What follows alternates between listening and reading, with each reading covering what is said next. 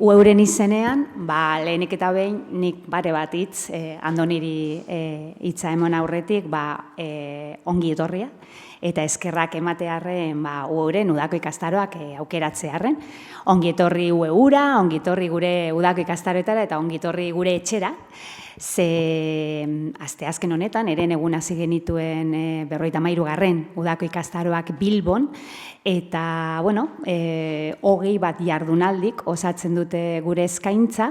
esan bezala Bilbon hasiko ditugunak, Ibartik Pasagoranak, Gasteizen egongo gara, Usurbilen, Tolosan, Errenterin, Baionan, Iruñan, eta gaur etxean gaude. Eta etxean egoteak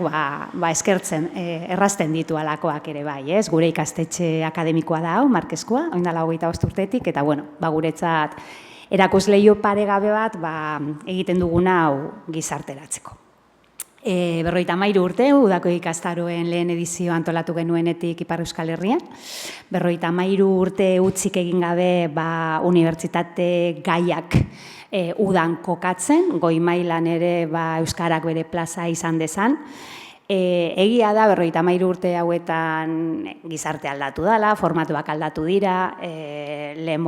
ikastaro trinkoak antolatzen genituen, 3 egunetako ikastaroak, espezifikoak, baina egia da, 53 urte hauetan ere, garai berrietara moldatzen joan dela, eta gaur egun, aukeratzen dugun formatua, pentsatzen dugulako, egokiena dela, goi mailako gaiak gizartearen esku jartzeko jardunaldien formatua da. Horregatik, udako ikastaroetan honetan, halako 20 jardunaldi aurketuko dituzuen. Azken urteetan ere, udakoen funtzio nagusia hausnarketa bultzatzearena da. Plazak eskaintzen ditugu, presentzialitatea sustatzen dugu, aurrez aurrekotasunari garrantzia ematen diogu, olako goizak antolatzen, egoteko, aurpegiak ipintzeko, hausnartzeko, hitz egiteko, eta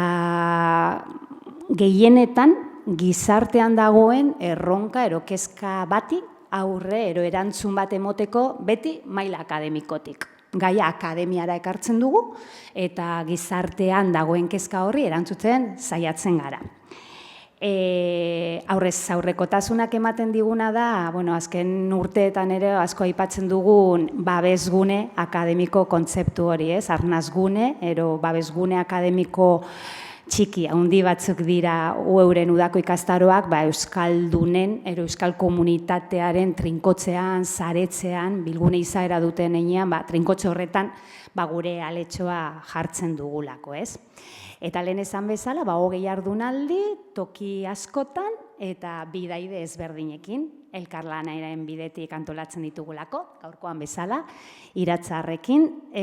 Udako ikastaroak, Ueun egiten ditugun proiektu gehienak bezala, Ueutik eta Ueurekin egiten ditugulako. Eta gainera, Andoni iratzarreko kide izateaz gain, Ueuko bazkidea ere badelako, eta azken urtietan zeharka topatu gara, ez bada izan bera gure eskaintzaren hartzaile, antolatzaile, liburu egile,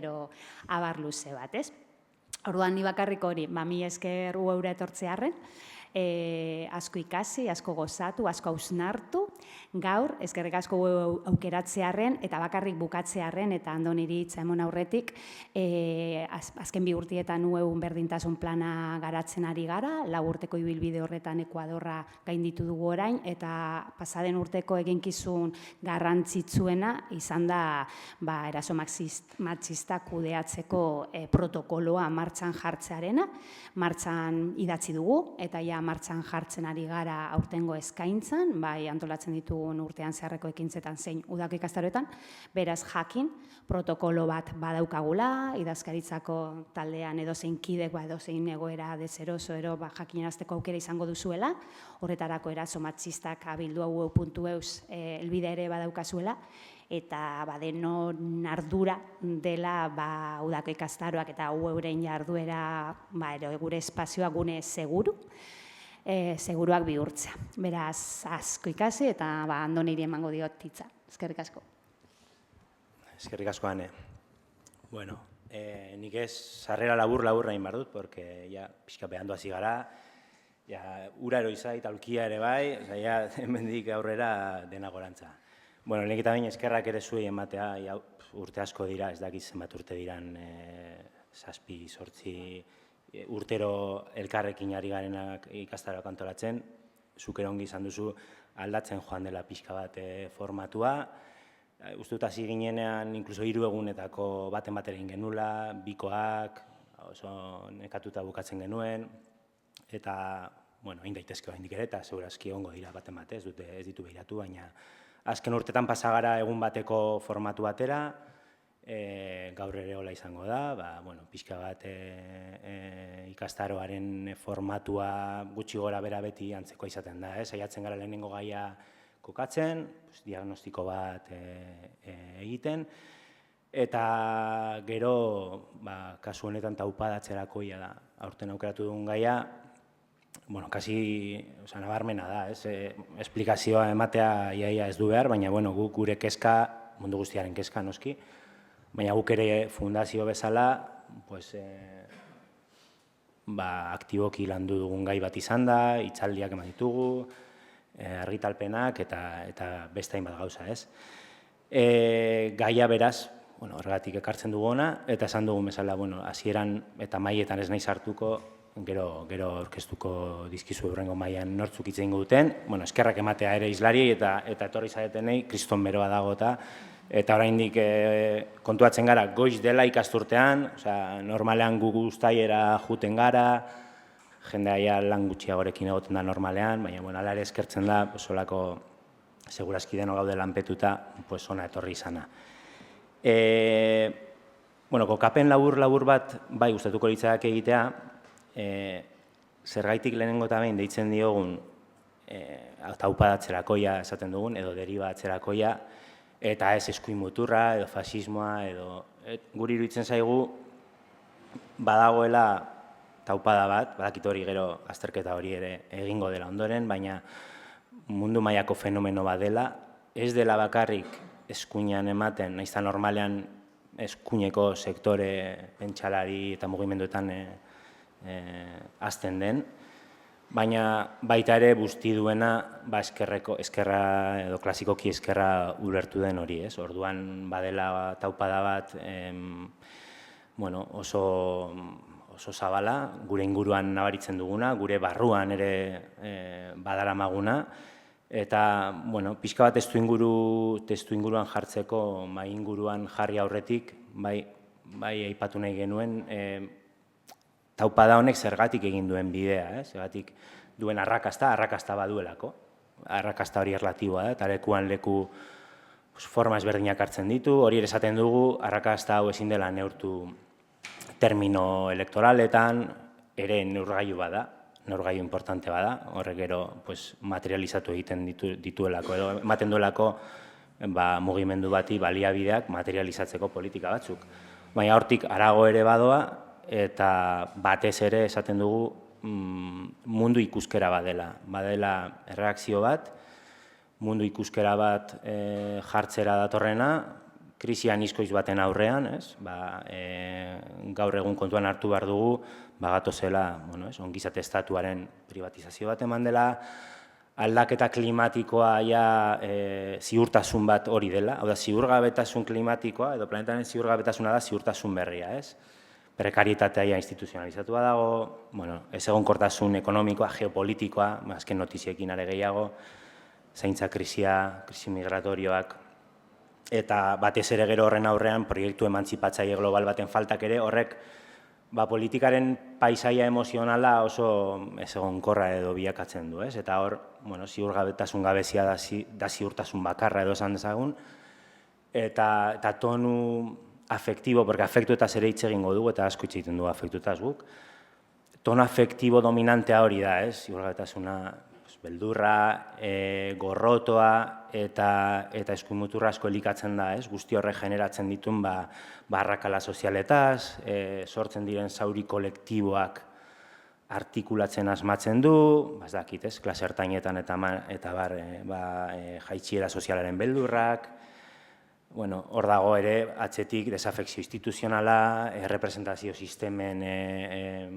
urruntzea, alderdi politiko tradizionalekiko mesfidantza hor badago, koktel bat, ez?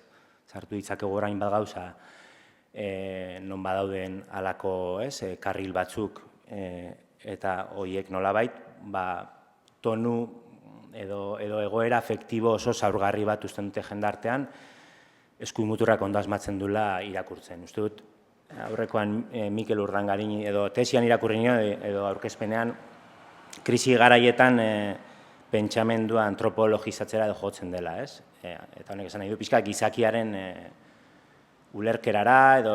gizakia zer den, nola erantzuten dion, eta nik uste dut, hauari oso importante badela eskuin muturraren arrakasta ulertzeko ulertu behar dela, eskuin muturrak bai irakurri duela ongi, gizakiak gaur egun ze afektu, ze beldur, zerekin bizitzen ari den, batez ere gizaki bat, deituko duguna, azken hamarkadatan privilegio batzuk irabazi dituguna, gizon, txuri, mendebaldar, osatu ditzakegun privilegio guztiak, nolabait asmatu du hori,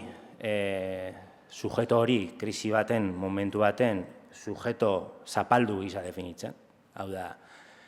hor ere egiten du halako irakurketa makiabeliko bat, non privilegioak bilakatzen diren eskubideak, privilegioak eskubide gisa ulertu eta eskubide gisa defendatzera eta antolatzera deitzen du, eta azken hamarkadatan irabazi diren eskubideak sektore borroka eta mugimendu desberdinetan privilegio gisa irakurtzen ditu, ez? Hemen euskan ideia asko, baina kasurik ez diote ingordana gaiari, laburtuko ditut, zeia 5 minutu falta dira, eta hori guztia kontuan hartuta, eta gaur nahi genuen nire hitz egin ez bakarrik diagnostiko bat eta radiografia bat egin, baizik eta baita ere zergatik asmatzen duen horretan, eskuin muturrak nola osatu duen errelato bat, errelato horrek josten ditu aipatu dituen afektuak, arrazoiak, espektatibak, identidadeak josi egiten ditu, eta hori ematen die munduan egoteko modu bat, guk esaten duguna azkenean labur biltzen dela, azken aurrekoa jartzen duela azkenaren kontra, edo eskerrak esaten baldin badu gorrotatu sistema eta ez jendea, balderantziz eskuinak esaten duena da, gorrotatu jendea eta ez sistema, hor dago arazoa, eta errelato horretan,